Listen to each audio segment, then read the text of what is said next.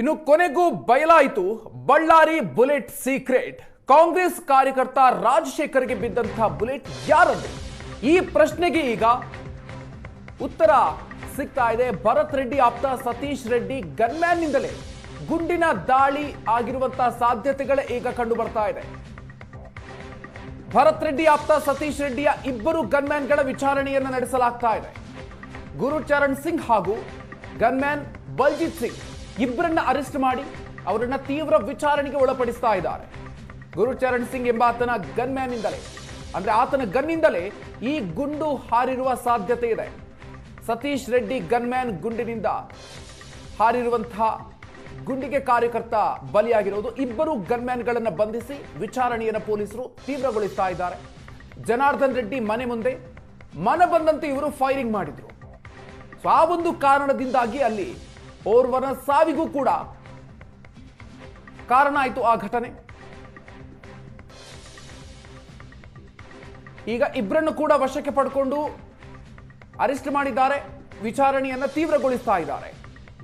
ಇಲ್ಲಿಯವರೆಗೂ ಕೂಡ ಕಾಂಗ್ರೆಸ್ ಕಾರ್ಯಕರ್ತ ರಾಜಶೇಖರ್ಗೆ ಬಿದ್ದಿರುವಂತಹ ಗುಂಡು ಎಲ್ಲಿಂದ ಬಂತು, ಯಾರ ಗನ್ನಿಂದ ಬಂದಂತಹ ಬುಲೆಟ್ ಅದು ಅನ್ನುವಂಥದ್ದು ಪ್ರಶ್ನೆಯಾಗಿ ಉಳ್ಕೊಂಡಿತ್ತು. ಈಗ ಇಬ್ಬರು ಗನ್ಮ್ಯಾನ್ಗಳನ್ನ ಬಂಧಿಸಿ ಅವರನ್ನ ವಿಚಾರಣೆಗೊಳಪಡಿಸ್ತಾ ಇದ್ದಾರೆ. ಸೊ ಹಾಗಾಗಿ ಬಹುತೇಕ ಅವರಿಂದಲೇ ಹಾರಿರುವಂತಹ ಬುಲೆಟ್ ಇದು ಅನ್ನುವಂಥದ್ದು ಗೊತ್ತಾಗ್ತಾ ಇದೆ. ಇನ್ನಷ್ಟೇ ಅಧಿಕೃತವಾಗಿ ಪೊಲೀಸರ ಬಗ್ಗೆ ಮಾಹಿತಿಯನ್ನು ನೀಡಬೇಕಾಗಿದೆ. ಬಳ್ಳಾರಿಯಲ್ಲಿ ನಡೆದಿರುವಂತಹ ಗಲಾಟೆಯಲ್ಲಿ ಓರ್ವ ಕಾಂಗ್ರೆಸ್ ಕಾರ್ಯಕರ್ತ ಪ್ರಾಣವನ್ನ ಕಳ್ಕೊಂಡಿರೋದು. ಮನ ಬಂದಂತೆ ಆ ಒಂದು ಸಂದರ್ಭದಲ್ಲಿ ಗನ್ಮ್ಯಾನ್ಗಳು ಗುಂಡನ್ನು ಹಾರಿಸಿದ್ರು, ಗಾಳಿಯಲ್ಲಿ ಗುಂಡು ಹಾರಿಸಿದ್ರು.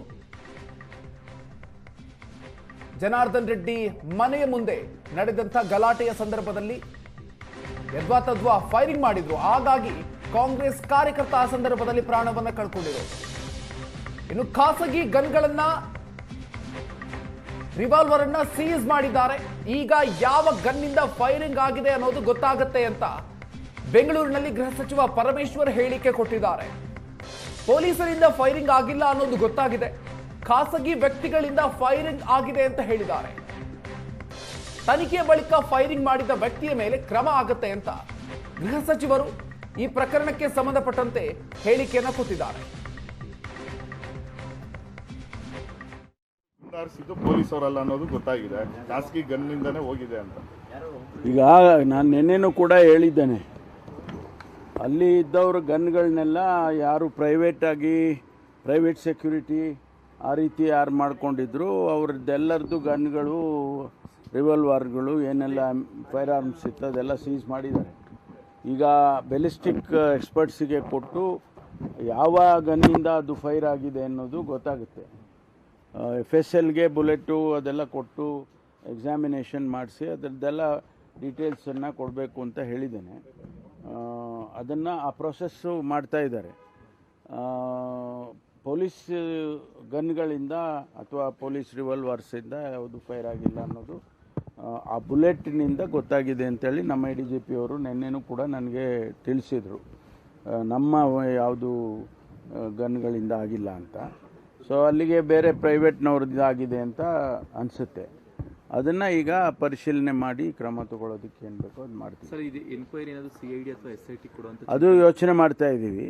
If it is again required CIDಗೂ ಕೂಡ ಕೊಡುವಂಥ ಸಾಧ್ಯತೆಗಳಿದ್ದಾವೆ. ನಾನು ಮುಖ್ಯಮಂತ್ರಿಗಳ ಜೊತೆಯಲ್ಲಿ ಮಾತಾಡ್ತೇನೆ. ಅದರ ಅಗತ್ಯ ಇದ್ದರೆ ಅದನ್ನು ಮಾಡ್ತೀವಿ. ಸರ್, ಇವರು ಬಂಧನ ಮಾಡಬೇಕು, ಇಲ್ಲಾಂದರೆ ನಾವು ಪಾದಯಾತ್ರೆ ಮಾಡ್ತೀವಿ ಬೆಂಗಳೂರಿಗೆ. ಬಂಧನ ಮಾಡೋದು ಭಾಳ ದೊಡ್ಡ ಕೆಲಸ ಅಲ್ಲ. ಆದರೆ ಅದಕ್ಕೆ ಹಿಂದೆ ಕಾನೂನು ಚೌಕಟ್ಟಿನಲ್ಲಿ ಏನು ಕ್ರಮ ತಗೋಬೇಕು ನೋಡಿ ಆಮೇಲೆ ಅವರು ಆ್ಯಕ್ಟ್ ಮಾಡ್ತಾರೆ. ಈಗ ಉದಾಹರಣೆಗೆ ಯಾರೋ ಪ್ರೈವೇಟ್ನವರು ಇಂದ ಫೈರ್ ಆಗಿದೆ ಅಂತ ಇಟ್ಕೊಳ್ಳಿ. ಅದರದ್ದು ತನಿಖೆ ಆದಮೇಲೆ ಆ ವ್ಯಕ್ತಿ ಯಾರು ಫೈರ್ ಮಾಡಿದ್ದಾರೆ ಅವ್ರ ಮೇಲೆ ಕ್ರಮ ತಗೊಳ್ಳೇಬೇಕಲ್ಲ. ಬಂಧನ ಇರ್ಬೋದು, ಮತ್ತೊಂದು ಇರ್ಬೋದು, ಅದು ಮಾಡ್ತಾರೆ. ಪ್ರೊಸೀಜರ್ಸ್ ಅವೆಲ್ಲ. ನನಗೇನು ಬಂದಿಲ್ಲ ಇನ್ನು, ನನಗೇನು ಇನ್ನೂ ಬಂದಿಲ್ಲ. ಬಂದ ಮೇಲೆ ಅದಕ್ಕೇನು ಸೂಕ್ತವಾದ ಕ್ರಮ ತಗೋಬೇಕು ತಗೊಳ್ತೀವಿ. ಈಗಾಗಲೇ ಅವರು ಕಂಪ್ಲೇಂಟ್ ಕೊಟ್ಟಿದ್ದಾರೆ. ಆಮೇಲೆ ಈಗ MLA ಅವರು ಕೂಡ ಅವ್ರ ಕಡೆಯಿಂದನೂ ಕೊಟ್ಟಿದ್ದಾರೆ. ಸೊ ಎರಡನ್ನೂ ಕೂಡ ತಗೊಂಡು ಪರಿಶೀಲನೆ ಮಾಡ್ತಿದ್ದಾರೆ. ಅವರು ಇನ್ವೆಸ್ಟಿಗೇಷನ್ ಮಾಡಬೇಕಲ್ಲ.